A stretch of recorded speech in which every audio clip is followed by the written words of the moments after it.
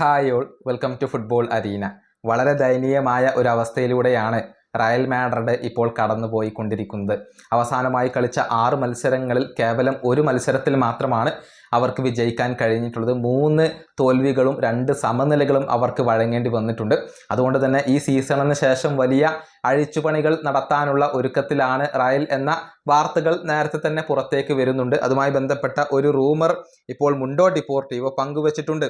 അതായത് ഒരുപാട് താരങ്ങളെ ഒഴിവാക്കാനാണ് റയൽ ഇപ്പോൾ ഉദ്ദേശിക്കുന്നത്.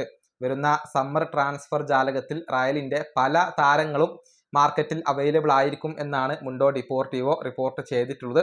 ഏറ്റവും പുതിയതായിക്കൊണ്ട് ആൻഡ്രേ ലുനിനെ ഈ ഒരു ലിസ്റ്റിൽ ഉൾപ്പെടുത്തിയിട്ടുണ്ട്. അതായത് ഈ ഗോൾ കീപ്പറെ കൈവിടാൻ റയൽ മാഡ്രിഡ് ഒരുക്കമാണ്. ഡാനി കാർവഹലിനെ ഒഴിവാക്കിയേക്കും, അദ്ദേഹത്തിൻ്റെ കോൺട്രാക്റ്റ് പുതുക്കില്ല. ഡേവിഡ് അലാബയുടെ കാര്യത്തിലും ഇങ്ങനെ തന്നെയാണ്.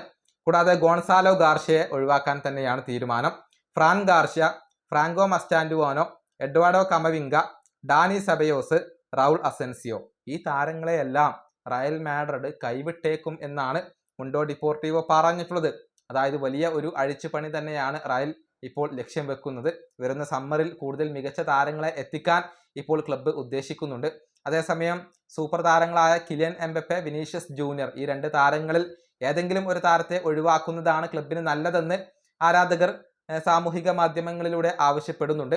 പക്ഷേ പെരസ് ഇതിന് ചെവി നൽകുന്നില്ല. വിനീഷ്യസ് ജൂനിയറെയും കിലിയൻ എംബപ്പയെയും നിലനിർത്താൻ തന്നെയാണ് അദ്ദേഹത്തിൻ്റെ ഒരു തീരുമാനം.